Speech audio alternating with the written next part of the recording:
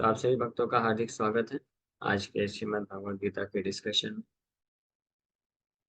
तो आज हम लोग चर्चा कर रहे हैं श्रीमद् भगवद गीता थर्ड चैप्टर कर्म योग जिसका नाम, और इसके श्लोक संख्या 30 पे चर्चा कर रहे थे।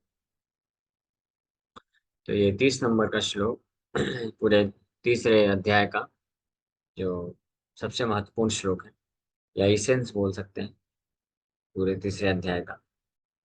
और न केवल तीसरा अध्याय बल्कि पूरे भगवद गीता का क्या उद्देश्य है वो यहाँ पे भगवान प्रकट कर रहे हैं। वास्तव में अगर आप देखेंगे तो हर अध्याय में पहले अध्याय को छोड़ दिया जाए तो पहले अध्याय में तो भगवान कृष्ण कुछ बोलते नहीं। उसमें तो केवल संजय के कुछ श्लोक हैं, धृतराष्ट्र का एक श्लोक है, और बाकी श्लोकों में अर्जुन ही केवल बोलते हैं युद्ध क्यों नहीं करना चाहिए, युद्ध ना करने के अलग अलग कारण बताते हैं। तो भगवत गीता चालू होती है सेकंड चैप्टर से। तो सेकंड चैप्टर से लेकर के 18 चैप्टर तक हर अध्याय में भगवान ने अलग अलग तरीके से एक ही बात पे जोर दिया है। इसलिए हर अध्याय में कम से कम एक श्लोक जो है निष्कर्ष देते हुए भगवान बोलते हैं। एक किसी किसी अध्याय में तो एक से ज्यादा श्लोक, जैसे जो 9वां अध्याय हो गया, 12वां अध्याय हो गया, ये ऐसे अध्याय हैं जिसमें तो भगवान प्रैक्टिकली जो भक्ति योग है, शुद्ध भक्ति योग, उसको तो हर श्लोक में वर्णन कर दिए हैं। लेकिन इसके अलावा भी जो अध्याय हैं, जैसे कुछ लोग होते हैं जो जो भक्ति नहीं करना चाहते हैं कृष्ण का, तो उनको अगर बताया जाए कि देखो भगवान बोले हैं मन मना भव मद भक्तो मद्याजी माम नमस्कुरु, है ना, तेषाम अहम समुद्धरता मृत्यु संसार सागर 12वें अध्याय में 9वें अध्याय को कोट करके बताओ, तो बोलते हैं हाँ ठीक है, हम स्वीकार करते हैं कि गीता में भगवान भक्ति योग के बारे में बोले हैं। लेकिन वो सोचते हैं, वो बोलते हैं कि भगवान गीता में कर्म योग भी बोले हैं, ज्ञान योग भी बोले हैं, ध्यान योग भी बोले हैं और भक्ति योग भी बोले हैं। तो जिसको जो पसंद है वो कर ले, ऐसा वो लोग सोचते हैं। और उनका फिर कर्म योग, ज्ञान योग, ध्यान योग और भक्ति योग का डेफिनेशन बहुत अलग अलग होता है। तो ये केवल इस प्रकार की जो धारणा है ये केवल उन लोगों के पास होती है जो भगवत गीता को अच्छे से नहीं पढ़ते हैं और नहीं समझते हैं।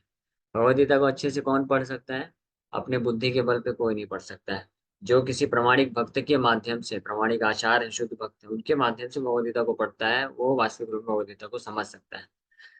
तो उनके माध्यम से हम जान सकते हैं कि भगवत गीता के हर एक चैप्टर में, हर एक अध्याय में भगवान कृष्ण भले ही कुछ भी बात की हो, कर्म योग हो, ज्ञान योग हो, ध्यान योग हो, कोई भी योग बताए हो, सबका जो निष्कर्ष निचोड़ है, या सबको कंक्लूड किए हैं, या सब अलग अलग तरीके से भगवान ने बताया है, लेकिन अंततः भगवान इस चीज पे लेके आते हैं कि सब कुछ मेरे लिए समर्पित करना चाहिए, सब कुछ मुझे अर्पण करना चाहिए, और हर प्रकार के भौतिक इंद्र तृप्ति की भावना को त्याग देना चाहिए।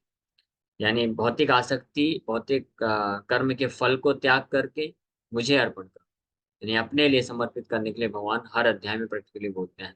तो हम लोग जैसे जैसे आगे बढ़ेंगे तो हम लोग को चर्चा करेंगे। तो इस तीसरे अध्याय में जिसका नाम है कर्म योग, इसमें भगवान यहाँ पे 30 नंबर श्लोक में इस पूरे तीसरे अध्याय का फाइनल निष्कर्ष बताते हुए बता रहे हैं। तो हमने इस पर कल थोड़ा चर्चा किया था, और आगे थोड़ा चर्चा करते हैं। तो इस श्लोक में भगवान बोल रहे हैं, मयि सर्वाणि कर्माणि सन्न्यस्य अध्यात्म चेतसा निराशीर निर्ममो भूत्वा युद्धस्व विगताज्वरा। देयरफॉर, देयरफॉर का मतलब है निष्कर्ष, इसलिए, फाइनल, अंततः, अतः। आप अगर देखेंगे तो इस श्लोक में कहीं ऐसा नहीं है जहां से पता चलता हो देयरफॉर बोला जा रहा है, लेकिन ट्रांसलेशन में देयरफॉर आ गया। इसलिए प्रभुपाद जी के जो अनुवाद है, ट्रांसलेशन है, वो जस्ट एज इट इज श्लोक, श्लोक के शब्दार्थ नहीं। ट्रांसलेशन क्या है, भगवान का क्या भावना है, भगवान क्यों बोल रहे हैं, वो केवल शब्दों के अर्थ नहीं। वो ट्रांसलेशन भी प्रभुपाद जी का तात्पर्य है, और फिर उस ट्रांसलेशन पे तात्पर्य तो और देते ही हैं, लेकिन ट्रांसलेशन भी अपने आप में तात्पर्य, न केवल ट्रांसलेशन बल्कि भगवान की ये जो वर्ड टू वर्ड मीनिंग भी प्रभुपाद जी दिए हैं। इसमें भी प्रभुपाद जी, क्योंकि संस्कृत शब्दों के एक से ज्यादा मीनिंग होते हैं, कई ऐसे शब्द हैं जिनके अलग अलग मीनिंग होते हैं, लेकिन प्रभुपाद जी क्यों भगवान ने वो श्लोक बोला है, क्या उद्देश्य है, उस चीज को ध्यान में रखते हुए वर्ड टू वर्ड मीनिंग भी देते हैं। इसलिए जो केवल संस्कृत स्कॉलर होते हैं वो लोग कई बार ऐसा कंप्लेन करते हैं कि इस शब्द का मीनिंग ऐसा क्यों दिए आपके गुरुजी ने, इसका अनुवाद इस प्रकार से क्यों दिए। हाँ, लेकिन जो प्रामाणिक भक्त होते हैं, जो प्रामाणिक संप्रदाय से जुड़े हैं, तो वो जानते हैं भली बात है कि हाँ ये परफेक्ट मीनिंग। जैसे आपको एक उदाहरण बताता हूँ। एक बार साउथ इंडिया में किसी श्री संप्रदाय, रामानुजय संप्रदाय के एक भक्त को प्रभुपाद जी के किसी शिष्य ने भगवद गीता दिया पढ़ने के लिए। तो उन्होंने वो भगवद गीता पढ़ा, प्रभुपाद जी के टाइम की ही बात है, साउथ इंडिया में। तो वो भी वो भक्त रामानुजय संप्रदाय में अच्छे से जुड़े हुए थे।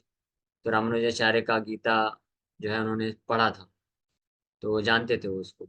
तो प्रभुपाद जी की गीता पढ़े हो, तो वो आकर के फिर बोलते हैं प्रभुपाद जी के शिष्य को कि आपके गुरुजी ने तो कुछ नया लिखा ही नहीं, सब कुछ तो वही है, इसमें कुछ ऐसा नया नहीं है। ऐसा करके वो बोलते हैं। तो जो रामानुजाचार्य ने दिया है हजारों साल पहले, वही तो चीज है इसमें, और तो कुछ नया है नहीं इसमें। तो ये तो मुझे वैसे ही पता है पहले से। तो वो भक्त आकर के बोलते हैं। तो भक्त को लगा कि शायद ये निंदा कर रहे हैं प्रभुपाद जी का, ऐसा बोल रहे हैं कि क्या आपके स्वामी जी ने कुछ नया कुछ दिया ही नहीं। तो प्रभुपाद जी को आके बताए वो कि ऐसा ऐसा, वो भक्त बोल रहे हैं कि आपने तो कुछ खास नहीं दिया है, इसमें कुछ खास है ही नहीं, ये तो सब वही है, रामानुजाचार्य ने जी पहले ही 1000 साल पहले ये सब दे दिया है। तो प्रभुपाद जी बोले yes that is my credit, यही मेरा क्रेडिट है कि मैंने जो अनुवाद और तात्पर्य दिया है वो एज इट इज है, यथारूप है, अपने मन से कुछ नहीं दिया है। जो प्रामाणिक आचार्यों ने दिया है उसी भाव को, वही अर्थ को मैंने बस सरल भाषा में, इंग्लिश भाषा में प्रस्तुत कर दिया है। तो ये एक बहुत अद्भुत बात थी कि रामानुजाचार्य ने जो दिया 1000 साल पहले, मध्वाचार्य ने जो दिया, श्री चैतन्य महाप्रभु ने जो शिक्षा दिया, भगवान कृष्ण ने जो भगवत गीता बोला अर्जुन को, अर्जुन ने जो समझा, वही समझ जो है प्रभुपाद जी के तात्पर्य और अनुवाद में हमको प्राप्त होती है। तो इसलिए देयर फोर, तो देयर फोर शब्द सूचित करता है कि पूरे भगवत गीता के तीसरे अध्याय का ये जो 30 नंबर श्लोक है ये कंक्लूसिव वर्स है। तो अगर तीसरे अध्याय कोई भी बोलता है आपको कि कर्म योग करना चाहिए, कर्म ही पूजा है, भगवद गीता ये सिखाती है, तो उनको फिर ये श्लोक खोल के दिखा देना चाहिए कि देखो भाई कर्मयोग क्या है जान लो। तीसरा अध्याय कर्मयोग नाम है। पूरे तीसरे अध्याय में बहुत सारे श्लोक भगवान बोले, बट देयर फोर फाइनल जो निष्कर्ष बोले, कर्मयोग का मतलब क्या होता है, कर्मयोग को करके क्या प्राप्त करना है, किनके लिए करना है, ये 30 नंबर श्लोक है, पढ़ लीजिए। मयि सर्वाणि कर्माणि संन्यस्याध्यात्म चेतसा निराशीर निर्ममो भूत्वा युद्धस्व विगता जोरा।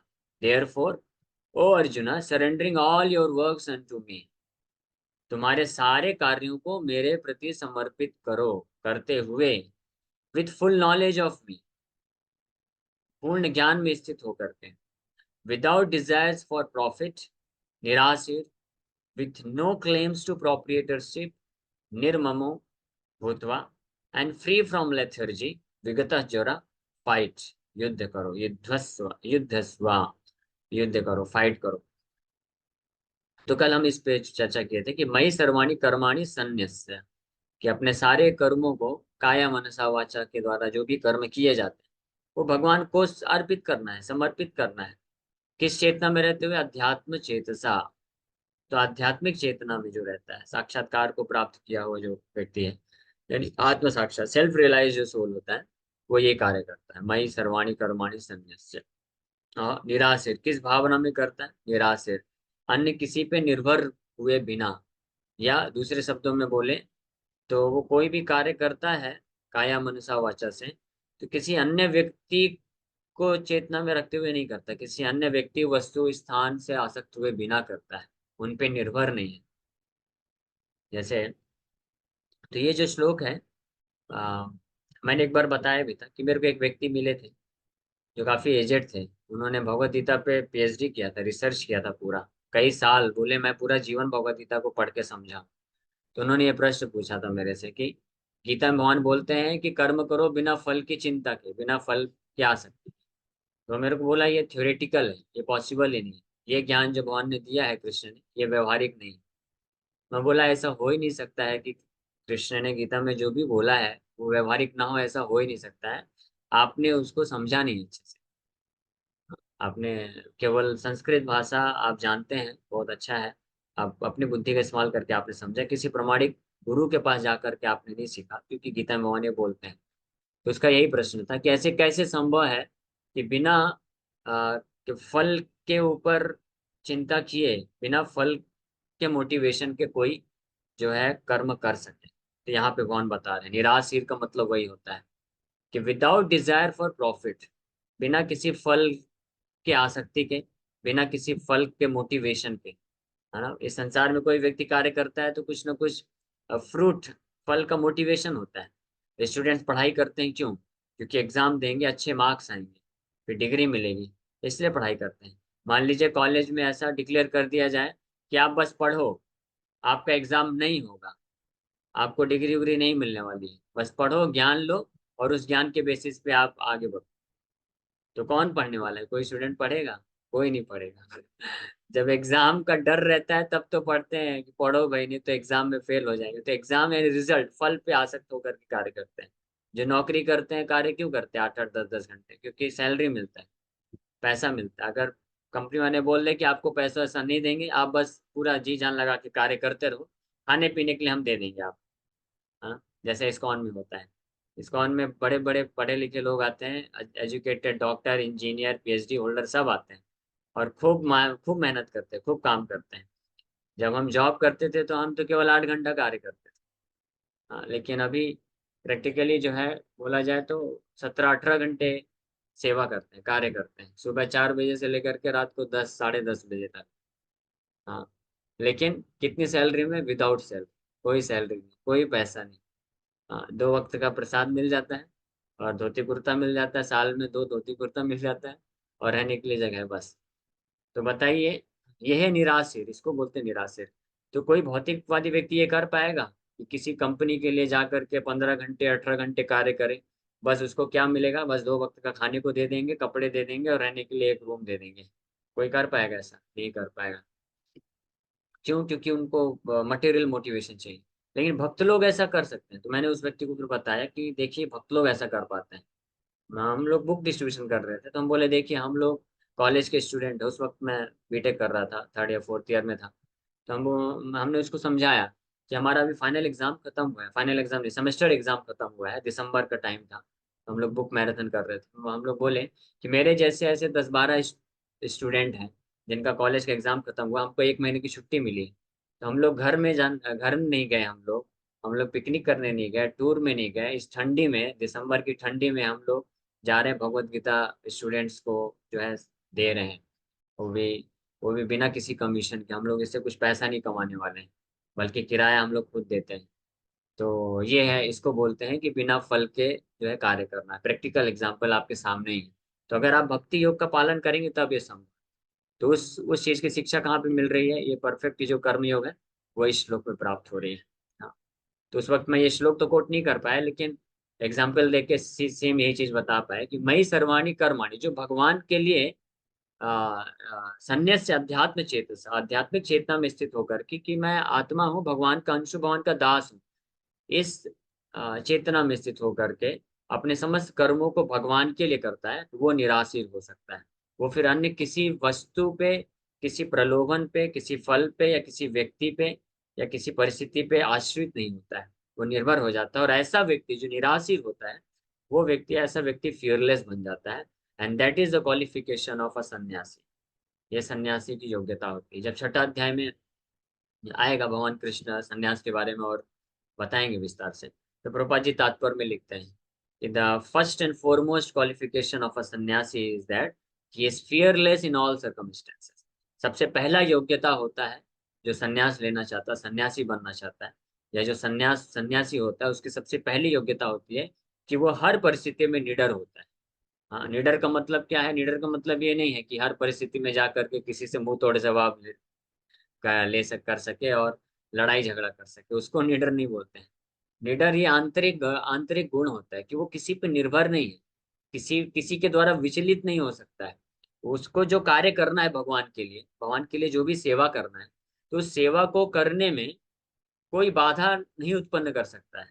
कोई लाभ, कोई जो है फल का प्रलोभन नहीं दे सकता है कि हाँ आप ये करोगे तो मैं आपको ये फल दूंगा।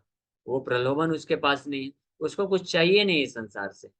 कोई ऐसा वस्तु नहीं चाहिए, किसी व्यक्ति को उसको इम्प्रेस नहीं करना है, किसी वस्तु को प्राप्त नहीं करना है। तो इसलिए वो फियरलेस होकर के, निडर होकर के भगवान की सेवा में रत रहता है, क्योंकि उसको पूर्ण विश्वास रहता है कि मैं भगवान के लिए सेवा अर्पण कर रहा हूँ। तो अन्य कोई भी व्यक्ति, कोई भी परिस्थिति, कोई भी वस्तु ये सेवा को मेरे से नहीं छीन सकता है, जब तक भगवान नहीं चाहते हैं।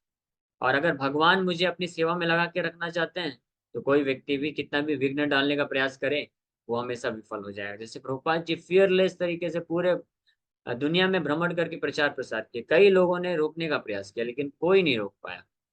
प्रभुपाद जी बोले, मैं अमेरिका में सुई की तरह गया था, और जो है एक बहुत बड़े पहाड़ की तरह बाहर निकल के आया।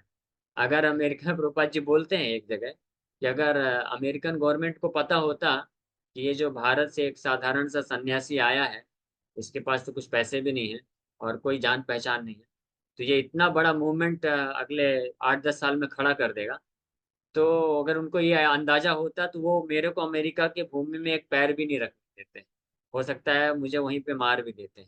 ऐसा प्रभुपाद जी बताते हैं। तो वो लोग जान नहीं पाए और रोक नहीं पाए फिर। तो भगवान इस प्रकार से अरेंजमेंट किए कि किसी को पता ही नहीं चला कि प्रभुपाद जी कब सुई की भांति घुसे और कब निकल गए, पूरे मूवमेंट को बाहर खड़ा करके। सब आश्चर्यचकित रह गए। जब उनकी आंखें खुली, देखें, तब तक प्रभुपाद जी का मूवमेंट काफी बढ़ चुका था और कई उनके समर्थक हो चुके थे, कई फॉलोअर्स हो चुके थे, तो कोई कुछ ज्यादा कुछ भी नहीं कर पाया। तो इसलिए भक्त जो निराशीर होता है, निराशीर जो होता है, यानी he has no dependence other than Krishna. तो कल हमने इस पे चर्चा किया था, निराशीर मतलब कि वो जो है पूर्ण रूप से स्वतंत्र है। पूर्ण रूप से स्वतंत्र का मतलब होता है कि वो केवल कृष्ण पे आश्रित, कृष्ण पे ही निर्भर है। इसको बोलते हैं निराश्रित। इसलिए वो पूरी तरह से फियरलेस है, क्योंकि उसको पता है कि भगवान हर स्थिति में मेरे साथ है। परमात्मा के रूप में कृष्ण मेरे हृदय में तो है ही है, और अन्य हर जगह विद्यमान है। तो इसलिए भगवान राखे कृष्ण मारे के, मारे कृष्ण राखे, कि अगर भगवान कृष्ण मुझे बचाना चाहते हैं तो कोई मार नहीं सकता है, और भगवान मारना चाहते हैं तो कोई बचा नहीं सकता है। सिंपल सी बात है। तो इसी प्रकार से भक्त ये इस बात पे कन्विंस होता है कि मुझे भक्ति में आगे बढ़ने के लिए जो भी जरूरत है, भगवान की सेवा करने के लिए मुझे जो भी जरूरत है, जो भी वस्तु चाहिए, जो भी व्यक्ति चाहिए, जो भी कार्य चाहिए, जो भी सेवा चाहिए, तो वो भगवान मुझे प्रदान करेंगे, अगर मैं केवल इस भाव से भगवान का सेवा में लगा रहूंगा। तो कि मुझे भगवान की प्रसन्नता के लिए कार्य करना है, तो जो भी जरूरत है भगवान वो प्रोवाइड करते हैं। तो इसलिए वो अन्य किसी पे निर्भर नहीं होता है, वो बिंदास होकर के भगवान की सेवा में लगा रहता है। और यही कारण होता है कि ऐसे जो भक्त होते हैं वो स्ट्रेट फॉरवर्ड होते हैं, वो स्ट्रेट फॉरवर्ड तरीके से प्रचार प्रसार कर सकते हैं बिना डरे। जब प्रभुपाद जी, स्विच ऑन करिए चार्जर, जब प्रभुपाद जी अमेरिका में गए तो प्रचार कर रहे थे प्रभुपाद जी, शुरू अर्ली डेज की बात है, 1965 की बात। 65 में प्रभुपाद जी अमेरिका पहुंचे, 66 में इस्कॉन का पहला केंद्र खोले। तो 65 66 एक साल प्रभुपाद जी को बहुत संघर्ष करना पड़ा, उनके पास रहने का उस स्थान नहीं था। एक एक दिन तो, एक बार तो ऐसा हुआ कि जिस रूम में रहते थे प्रभुपाद जी, तो एक डेविड नाम के लड़के के साथ रूम शेयरिंग करके रहते थे। और वो डेविड लड़का जो था, वो यंग लड़का था, हिप्पी था, ड्रग्स वगैरह नशा वगैरह करता था, लेकिन प्रभुपाद जी से प्रभावित हुआ था। तो प्रभुपाद जी के कहने पे वो सब कुछ छोड़ दिया था। फिर प्रभुपाद जी रूम शेयरिंग करके उसके साथ रहते थे। तो लेकिन एक रात को बहुत घोर नशा करके आ गया, और आधी रात को प्रभुपाद जी बैठ के ट्रांसलेशन कर रहे हैं, और वो आकर के बहुत ही जोर जोर से चिल्ला चिल्ला के प्रभुपाद जी के ऊपर अटैक कर दिया, अटैक करने का प्रयास किया। प्रभुपाद जी किसी तरह से वहां से, रूम से आधी रात को भागे, वहां से सब कुछ छोड़ छाड़ के। सब प्रभुपाद जी का सामान सब वहीं पे रखा हुआ है, अकेले आधी रात को रूम छोड़ के भागना पड़ा प्रभुपाद जी। ऐसी परिस्थिति थी। और उम्र कितनी प्रभुपाद जी की, 70 साल की उम्र है, सोचिए। और वो पूरी रात प्रभुपाद जी भटकते रहे न्यूयॉर्क की सड़कों में। फिर अगले दिन सुबह जो अन्य कुछ लोग कनेक्टेड थे, प्रचार थोड़ा थोड़ा बढ़ रहा था, तो वो लोग फिर हेल्प करके कहीं दूसरी जगह एक रेंट में रूम वापस से दिलाए। और रेंट का भी कोई भरोसा नहीं रहता था प्रभुपाद जी को कि अगले महीने का रेंट चुका पाएंगे कि नहीं चुका पाएंगे। भगवान किसी न किसी अरेंजमेंट से किसी न किसी को प्रेरित करके ये सब फाइनेंशियल मदद करवा देते थे। तो इस तरह से प्रभुपाद जी प्रचार कार्य कर रहे थे। लेकिन जब प्रभुपाद जी प्रचार करते थे तो बिना सिद्धांत में कॉम्प्रोमाइज किए करते थे।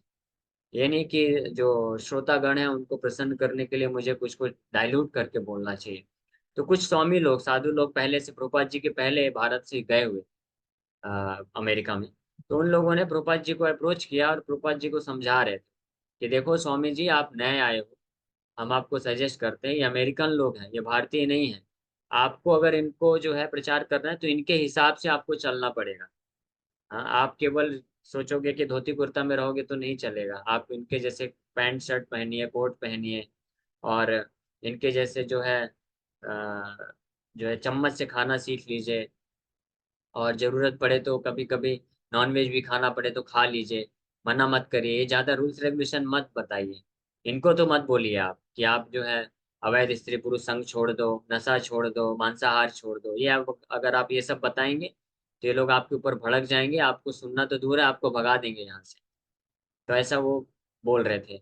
और प्रभुपाद जी को ये अनुभव भी था। प्रभुपाद जी बताते हैं कि एक समय जब श्रीला भक्ति सरस्वती ठाकुर अपने शिष्यों को लंदन भेजे थे, सन्यासी शिष्यों को, तो उन्होंने मिलकर के एक जब प्रचार किया था, तो इंग्लैंड का, आई थिंक इंग्लैंड का कोई बहुत बड़ा व्यक्ति था। तो वो आकर के उनको बोलता है कि मुझे ब्राह्मण बनना है, तो आप क्या मुझे ब्राह्मण बना सकते हैं? तो वो लोग बोले कि हाँ बना सकते हैं, बस आपको ये 4 नियम पालन करना पड़ेगा।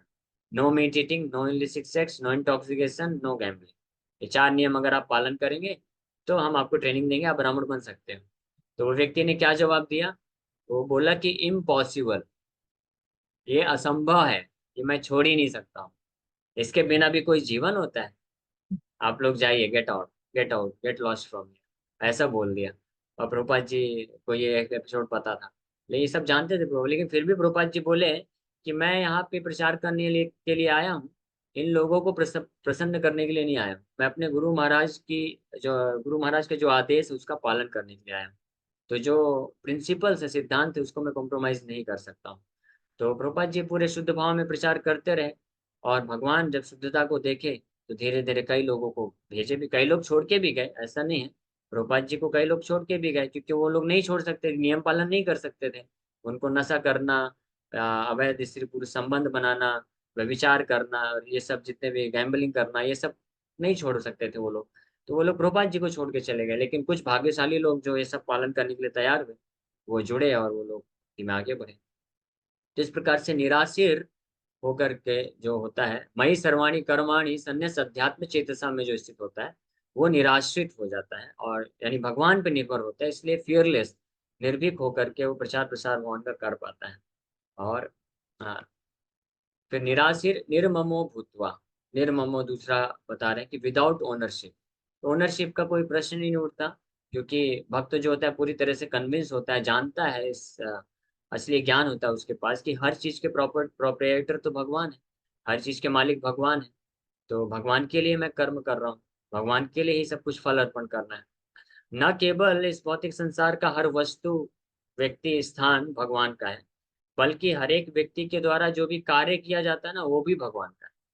हाँ, ऐसा नहीं है, जैसे उदाहरण के लिए जब कोई व्यक्ति है, जैसे मान लीजिए आप अ, एक कारपेंटर को लकड़ी खरीद के देते हैं कि आप हमारे लिए एक वो बनाइए, फर्नीचर बनाइए।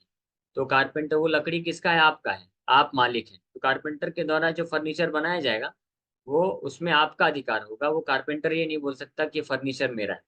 तो कारपेंटर ने कारपेंटरी करके जो फर्नीचर बनाया, तो उसका कर्म, इस कर्म को करने का जो फल है, वो फल में अधिकार आपका होगा, क्योंकि आपने उसको नियुक्त किया था, आपने उसको लकड़ी दिया था। ठीक है। लेकिन कारपेंटर ने जो कार्य किया, वो कार्य उसका है, वो आपका नहीं। ठीक है, क्योंकि उसका बुद्धि लगा, उसका स्किल लगा, तो वो कार्य उसका है। इसलिए वो कार्य करने के लिए आपको उसको सैलरी देना पड़ेगा, आप उसके लिए बाध्य हैं, आपको पैसा देना पड़ेगा। लेकिन यहाँ पे भगवान के एग्जाम्पल में, भगवान जो हर एक वस्तु के मालिक भी हैं, वो हर एक वस्तु, फैसिलिटी, सुख सुविधा हमको देते हैं। और उसका इस्तेमाल करके हम जब कुछ कार्य भी करते हैं ना, तो वो कार्य भी हम स्वतंत्र रूप में नहीं करते हैं, वो कार्य के मालिक भी भगवान है। इसलिए भगवान हमारे द्वारा जो भी कर्म या कार्य किया जाता है, तो भगवान बाध्य नहीं है कि हमको उसके लिए सैलरी दें, यानी उसका हमको रिवॉर्ड दें। ये ध्यान से समझिएगा। कर्म मीमांसा में और वैष्णव सिद्धांत में ये अंतर है। कर्म मीमांसा जो लोग फॉलो करते हैं, वो सोचते हैं कि भले ही सब कुछ भगवान का है, लेकिन अल्टीमेटली अगर मैं अच्छे कर्म करूंगा तो भगवान बाध्य हैं, मुझे फल देंगे ही नहीं, को देना ही पड़ेगा, कि मस्ट गिव। लेकिन ऐसा नहीं, वेस्टर्न फिलोसफी के अकॉर्डिंग भगवान बाध्य नहीं है, लेकिन भगवान देते हैं। भगवान ने नियम बनाया है, इसलिए भगवान नियम तोड़ते नहीं है, तो भगवान देते हैं। क्योंकि कार्य जो हम करते हैं, हम अपनी इंद्रियों के द्वारा करते हैं। अपने मन के द्वारा, बुद्धि के द्वारा करते हैं, शरीर के द्वारा करते हैं, और इस संसार के बहुत सारे संसाधनों का इस्तेमाल करके करते हैं। तो वो कार्य भी, तो ये मन, बुद्धि, अहंकार, शरीर, इंद्रियां, सब किसका है? भगवान का है। भगवान ही बुद्धि दे रहे हैं, भगवान ही स्किल दे रहे हैं, भगवान ने विज्ञान बनाया जिस विज्ञान का इस्तेमाल करके हम कार्य करते हैं। तो वो सब भगवान का है, इसलिए जो भी कार्य भी किया जाता है वो भी भगवान का है। और कार्य का करने के बाद फिर जो फल है वो तो भगवान का ही है। इसीलिए जो भक्त होता है उसके लिए कर्म योग का मतलब है कि कर्म भी भगवान का है तो कर्म भी भगवान के लिए करना चाहिए, और कर्म का जो फल है वो भी भगवान का है तो वो भी भगवान को अर्पण करना चाहिए। इसलिए पूरी तरह से निर्ममो होता है वो। निर्ममो मतलब नथिंग बिलोंग्स टू मी, कुछ भी मुझे, मेरा नहीं है, सब कुछ भगवान का, विदाउट ऑनरशिप। इस विदाउट ऑनरशिप में ये सारी चीज आती है। कर्म करने का जो फल है वो भी, और साथ ही साथ में कार्य जो है वो भी भगवान को बिलोंग करता है। और हम खुद भी भगवान को बिलोंग करते हैं। We also belong to Krishna. आत्मा भी भगवान की, शरीर भी भगवान का, मन बुद्धि भी भगवान का, और इन सब को मिला करके जो कर्म किया जाता है वो भी भगवान का है, और उसका फल भी भगवान का है। तो इसको बोलते हैं निर्ममो। जिस प्रकार से निराशीर निर्ममो भूत्वा युद्धस्व विगता जुता। तो हालांकि अभी समय हो गया है तो हम लोग यहीं पे विराम करेंगे। कल हम लोग इसका जो आखिरी पार्ट है विगतः जोरा, इसके ऊपर भी कल चर्चा करेंगे, और निर्ममों पे थोड़ा और चर्चा करके इसको कंक्लूड करेंगे। Thank you very much. किसी वक्त का कोई प्रश्न है तो पूछ सकते हैं। हरे कृष्णा हरे कृष्णा, कृष्ण कृष्ण हरे। यस अंकिता माता जी। हरे कृष्ण जी। पंचांग ग्रहण प्रभु जी जी जैसे बोलते हैं कि हर जीव में भगवान है परमात्मा रूप में। तो एक क्वेश्चन आया था मेरे पास कि क्रिया में भी भगवान है क्या? जैसे नाउन में है, संज्ञा में, तो क्या क्रिया में भी भगवान है? हाँ, अभी अभी बताया तो हमें, क्रिया में भी भगवान है, क्योंकि जैसे क्रिया कर्म में। समर्पण करना है भगवान को, तो वो क्रिया भी भगवान मतलब हुए क्या जो करेंगे? हाँ, वो क्रिया भी भगवान होगी, क्योंकि भगवान के द्वारा ही कोई भी क्रिया को करने के लिए जो भी जरूरत है वो भगवान के द्वारा प्रोवाइड होता है, भगवान भगवान ही देते हैं। उस क्रिया को करने के लिए ज्ञान, उस क्रिया को करने के लिए बल, उस क्रिया को करने के लिए प्रेरणा, उस क्रिया को करने के लिए जो इंस्ट्रूमेंट्स हैं वो सब भगवान देते हैं, और परिस्थिति भी, अपॉर्चुनिटी भी भगवान प्रोवाइड करते हैं। इसलिए अल्टीमेटली वो क्रिया भी भगवान ही, और क्रिया का जो फल है वो भी भगवान। ठीक है, इसलिए भगवान को अर्पण होना चाहिए। एक प्रश्न और बाद में पूछ लेंगे प्रभु जी, अभी किसी और ने पूछ। यह सुधा माता जी। हरे कृष्ण प्रभु जी को प्रणाम। हाँ विपिन प्रभु पूछिए। तो प्रभु जी जैसे कि आपने कहा कि इस सब में भगवान है, तो क्या गलत के जो हम कार्य करते हैं उससे भी भगवान क्या हमारी मदद करते हैं प्रभु जी क्या? गलत कार्य हम जब करते हैं तो भगवान यस हमको मदद करते हैं। उस गलत कार्य को करने की हमारी जब तीव्र इच्छा होती है ना, तो भगवान के बिना मदद के हम कर नहीं सकते, लेकिन भगवान चाहते नहीं है कि हम वो कार्य करें। लेकिन हम जिद्दी, जब हम जिद्द करते हैं तो भगवान बोलते हैं ठीक है, ये करना चाहते हैं, इसकी इच्छा है तो ठीक है, मैं प्रोवाइड करता हूँ फैसिलिटी, करो। लेकिन उसका फिर कर्म का फल भी भोगना। तो इस प्रकार से भगवान की दया है, असीम कृपा है। जैसे कोई बालक होता है, उसका जो है उसको सर्दी है, लेकिन अभी उसकी तीव्र इच्छा है कि मुझे आइसक्रीम फिर भी खाना है, खाना है, खाना है। तो बिना पिताजी के मदद के तो खा नहीं सकता, पिताजी पैसा देने वाले हैं। लेकिन पिताजी दे रहे हैं, मदद कर रहे हैं, लेकिन पिताजी चाहते नहीं है कि वो खाए, लेकिन वो जिद्दी है तो खा, पिताजी दे रहे हैं, क्या करे। तो ठीक है, खाएगा, अपने आप सीखेगा, जब उसका रिजल्ट मिलेगा तो समझ में आएगा, बुद्धि ठिकाने में आएगी। तो इस तरह से भगवान अलाउ करते हैं और मदद करते हैं जो भी कार्य करना चाहते हैं।